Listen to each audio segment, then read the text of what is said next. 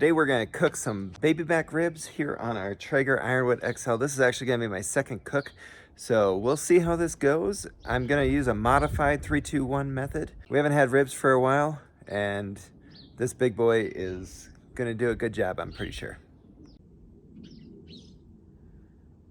All right, we're gonna start off today. We're gonna be going low and slow. We're gonna go to 200 degrees. Let's get this ready.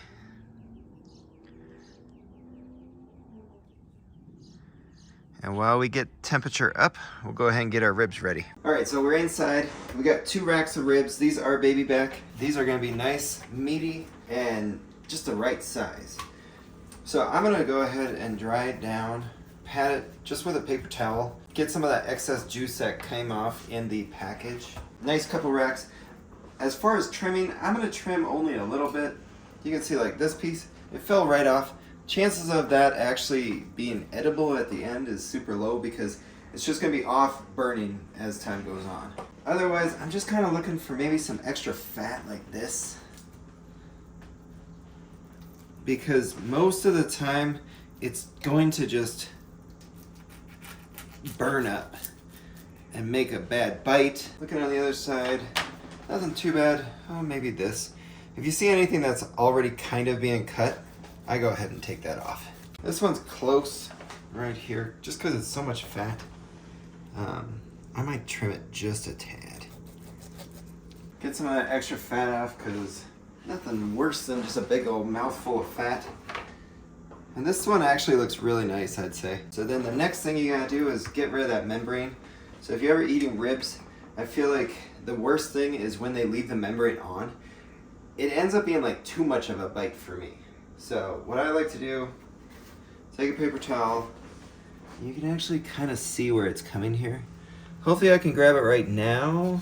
Oh, yep, you can see. Already got it. Check that out. Just one nice pull.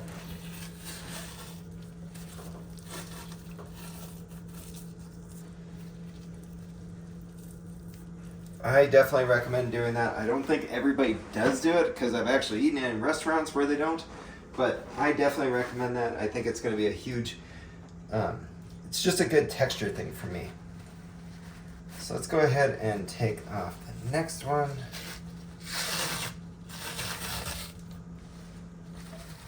It's almost like it was perfectly picked out for the camera, because I swear it never happens that way, but that was great. All right, so now I'm gonna go ahead and get rid of one of these gloves because we're gonna have to get ready. So for me, I like to do a little bit of olive oil.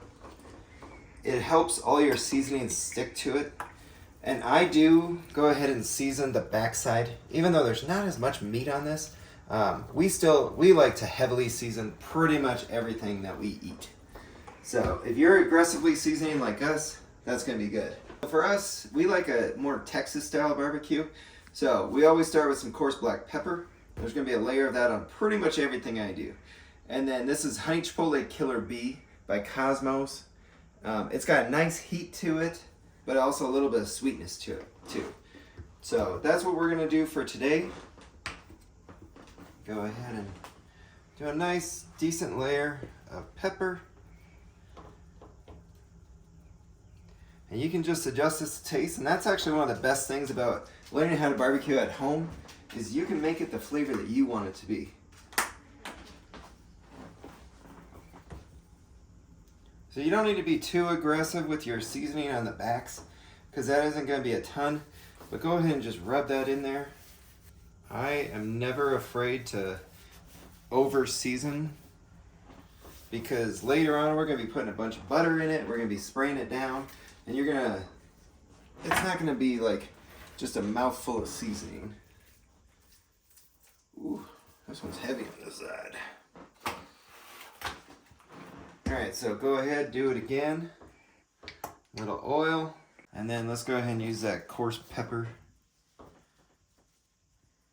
Again, I like a aggressively seasoned barbecue. We tend to like a little bit more spice than a little bit of sweet. I know different areas of the country like different stuff. For us, we like that sweet heat style. I'll be a little bit more liberal on this side because this is where the meat's gonna be that we're eating. And if it falls off into the pan, cool, that's fine. That means we have enough to cover it. And you can even, like, since you're using one hand, go ahead and wrap it around, get it on the sides too. And that's about all it takes to get ready. Hopefully our smoker should be up to temp really soon here. We're gonna go ahead and put it meat side up, but let's go get these on the grill. All right, so we're just gonna distribute these out. This is a mega grill. You can see, this is just our second cook on it. It is the Ironwood XL. So tons of space. We could actually do probably about 6 racks if we wanted to. We're not there yet, maybe later. But we got it at 200 degrees. We're gonna go ahead and let that go for about an hour. And then we'll come out, spritz it. We'll see how it's going. All right, it's been an hour. So, come out here, we're gonna take a look at it. You can see the meat looks like it's getting pretty good. We wanna make sure that we're not drying stuff out though. So, I have a mixture of 2/3 apple juice and 1/3 whiskey. So I like to add a little bit of flavor to my spritz. Don't want these to dry out, but we want a little bit of extra flavor. With this modified 3-2-1 method, I like to do it with it 3 hours just on the racks at 200 degrees. Then I'll kick the temperature up a little bit, wrap them in tin foil, put some butter and more spritz on it. And then the final hour isn't always an hour because sometimes these ribs end up being a little small. And so we'll just see where we're at as far as readiness. All right, we are 2 hours in. It is actually starting to rain out here, but check out this. We're gonna go ahead and spray these again. Each hour I like to spray. Good amount. And then we'll let it go another time before wrapping. All right. Hopefully it doesn't rain too much. All right, so we are 3 hours in, and I went ahead and brought those in because it is cold outside and raining. But what I like to do before we wrap, I want to spray it again. So again, this is that apple juice and whiskey mixture. I want to get nice and moist. And then we like to add some butter to it. Because have you ever added butter to something and not got extra flavor out of something? I don't think so. All right, that's probably about good. Oh man, I can smell that whiskey in here. So we like to use 2 things of tin foil. I'm gonna go ahead and crimp. And then roll on the ends to get a good seal. Watch out when you're doing this, make sure the bones don't poke out through the tin foil. We're gonna do that for both of them. And now when you do look at this, you can see the bones have not really snuck through yet. So when we're gonna know that we're done when they start peeking through. But for now, we'll go ahead and do that one more time. And the butter will add moisture too. Now I have turned up the temperature to 250 degrees. And we're gonna let it go for 2 hours. All right, we'll just lay it right on there. And I do meat side up for that cook as well. And I set it to 250. All right, well, we still have about an hour left before our ribs are ready, but we're gonna have to make a side dish, so I'm gonna show you what we're gonna do. All right, we are gonna be putting together a little Mediterranean salad. So we got some mini cucumbers, red onion, tomatoes, olives, feta cheese. This is a little different, but it was in the same section and I like a little bit of heat, so adding some peppers. And then we've got salt, pepper, and then some olive oil. It's gonna be put together like this. And voila, we have diced everything. I actually did forget, I'd like to add a little bit of lemon, which if you had a fresh one, use that. But we'll use some lemon juice and then sprinkle in our feta cheese. And there you go, we have our nice fresh side dish to go with our ribs. It's been 2 hours.